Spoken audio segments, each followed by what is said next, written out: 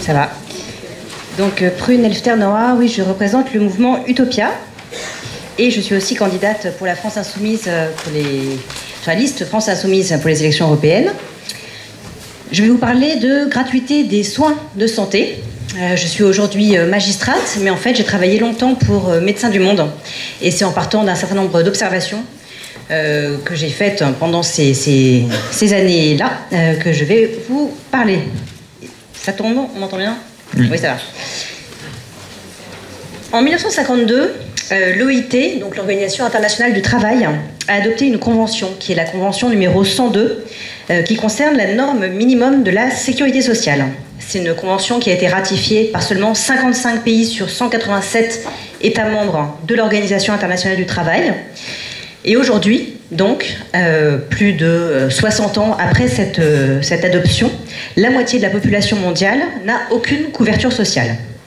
Dans les pays où ils existent, les systèmes de mutualisation des risques de santé sont actuellement défaits de l'intérieur, officiellement pour des raisons financières, et en réalité pour des raisons idéologiques, au sens où ce qui relevait de la responsabilité collective est rabattu de manière croissante sur la responsabilité individuelle et l'assurance individuelle.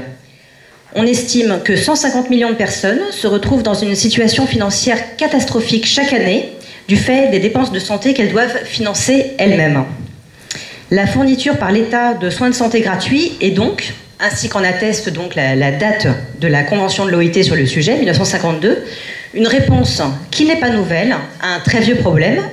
Comment rester en bonne santé, objectif pour le moins complexe, voire paradoxal, puisqu'il s'agit pour chaque individu d'un combat destiné à être finalement perdu. Quoi qu'il en soit, réduire les inégalités en permettant à chacun d'accéder gratuitement à une politique médicale de prévention et de soins revêt aujourd'hui encore et plus que jamais une grande actualité. Et cet objectif se décline un petit peu différemment dans les pays du Sud, dont je vais vous parler d'abord, et dans les pays du Nord, où je prendrai l'exemple de la France. Au Sud, un enfant sur 6 meurt avant 5 ans, en Afrique subsaharienne. Ce chiffre est de 1 sur 150 dans les pays développés. Les 2 tiers de ces enfants meurent de maladies qui pourraient être évitées ou facilement soignées, la diarrhée, pneumonie, paludisme ou rougeole. Dans les pays les moins avancés, une femme sur 17 meurt des complications liées à la grossesse ou au postpartum, contre une femme sur 4000 dans les pays industrialisés.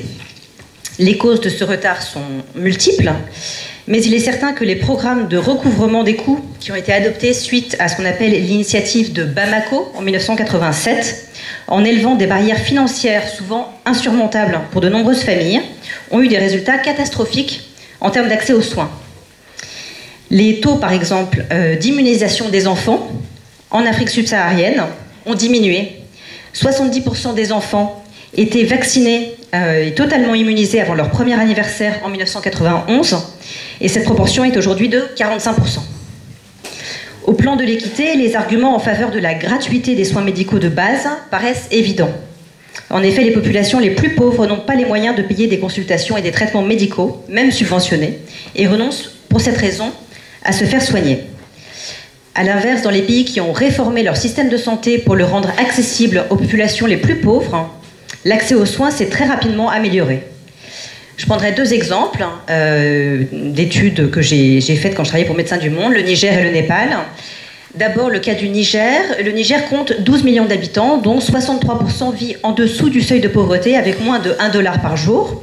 La mortalité infantile des enfants de moins d'1 an est de 15%, et la mortalité maternelle est la plus élevée au monde, avec 16 morts pour 1000 naissances vivantes. 50% de la population vit à plus de 15 km d'un centre de santé. Traduction de l'initiative de Bamako dont je parlais en introduction, le Niger a mis en place le recouvrement des coûts entre 1994 et 1997. Les principaux résultats sont une baisse de la fréquentation des structures sanitaires de 50%, notamment pour les activités de médecine préventive, et une augmentation de la gravité des pathologies.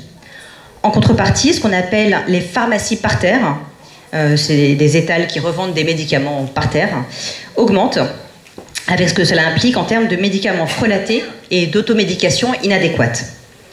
Depuis 2005, la priorité a été donnée à une meilleure accessibilité géographique et économique des soins afin d'en faire bénéficier le plus grand nombre.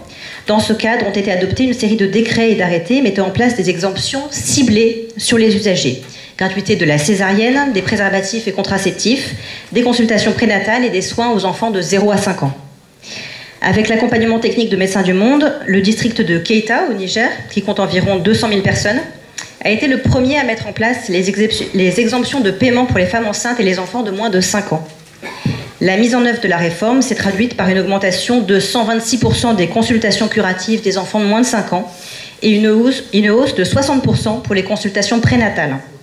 Les consultations en matière de contraception ont cru de 55%, tandis que le nombre d'accouchements assistés a été multiplié par 3. En outre, le personnel de santé a noté que les consultations, désormais plus précoces chez les enfants, permettaient d'éviter les pathologies les plus graves. On peut prendre le cas du Népal, qui est assez similaire. Le taux de mortalité maternelle reste élevé et la proportion de femmes accouchant au sein d'institutions de santé n'a cru que de 10% en 2005 et à 16% en 2009. Quant aux freins économiques à l'accès à la santé, ils sont évidents, puisque 43% du quintile le plus pauvre de la population ne consulte aucun professionnel de santé, alors que ce taux est de 25% chez le quintile le plus riche. Un jour, quelqu'un qui était chef d'équipe chez Médecins du Monde Népal, qui s'appelle Sanjaya Atreya, m'a dit « Quand tu as de gros problèmes de santé, en fait, il n'y a que 2 solutions. Soit tu vends tous tes biens, soit tu meurs. » Les premiers résultats du programme AMA, qui signifie mère, qui inclut la gratuité des consultations pré- et postnatales, ainsi que de l'accouchement lui-même et une prise en charge des frais de transport pour se rendre au centre de santé, sont encourageants. Par exemple, au centre de santé de Djalbiré, le nombre d'accouchements a cru de 50% en 1 an seulement. À la maternité de Tapatali, le nombre d'accouchements mensuels est passé de 1700 à 2000 après le passage à la gratuité. Et la proportion de grossesse à risque est passée de 55% à 25% des accouchements, indiquant que de nombreuses femmes à la grossesse non pathologique qui accouchaient chez elles se déplacent maintenant pour accoucher à la maternité. Quant à la gratuité pour tous des consultations et d'une sélection de médicaments essentiels dans les centres de santé de premier niveau, elle a entraîné le doublement du nombre de consultations dans tout le pays en 2 ans. Malgré ces succès évidents, les bailleurs internationaux sont réticents à financer de tels programmes de gratuité généralisée des soins pour des raisons liées à leur absence de soutenabilité. C'est en tout cas la raison qu'ils avancent. Il faut souligner que pour un pays comme le Népal, le budget national de la santé est couvert à 50% par des dons et subventions provenant de l'aide au développement des pays riches. Mais si l'objectif reste à long terme, évidemment, que les pays les moins avancés parviennent à financer eux-mêmes leurs services publics grâce à l'impôt, à court terme, il importe de comparer à coût constant l'efficacité des différents programmes d'aide médicale financés par les bailleurs internationaux. Et sur ce plan, la gratuité inconditionnelle de l'accès aux soins a démontré son efficacité. Je vous parlerai rapidement de la France, que vous connaissez mieux, en insistant, oui, ce sera beaucoup plus rapide, sur les inégalités sociales de santé qu'on constate. On constate 6 années d'écart d'espérance de vie entre hommes ouvriers et cadres, 10 années d'écart pour l'espérance de vie sans problème sensoriel et physique. C'est des chiffres qui sont franchement énormes. Et l'espérance de vie en bonne santé diminue depuis 2006. Encore un chiffre, le taux de renoncement aux soins pour des raisons financières augmente. Il est aujourd'hui de 30% des personnes sans couverture complémentaire, 15% de ceux qui ont une couverture privée et 21% des gens qui ont la CMU, c'est la couverture maladie universelle complémentaire. Pour le mouvement Utopia, il est indispensable d'inverser le mouvement actuel de privatisation des domaines de la santé, dont je parle, de l'éducation, de l'information et de la culture. Il s'agit bien sûr de droits fondamentaux, et le caractère inconditionnel et universel du droit aux soins, à l'éducation, à l'information est d'abord une question de justice et de fraternité. En France, seuls 75% des dépenses de santé sont prises en charge par les régimes d'assurance maladie obligatoires, le reste relevant des organismes de couverture complémentaire facultatifs ou de la prise en charge directe par le malade. Malgré l'instauration de la CMU, qui reste un progrès et un acquis majeur, 6 millions de personnes ne sont pas couvertes par une assurance maladie complémentaire. Nous proposons donc une couverture médicale qui remboursera l'ensemble des soins et dispensera les patients des avances de frais. Elle consistera en une assurance maladie universelle. Elle sera unique, uniforme, obligatoire et remplacera la multiplicité des systèmes d'assurance maladie, obligatoires ou complémentaires.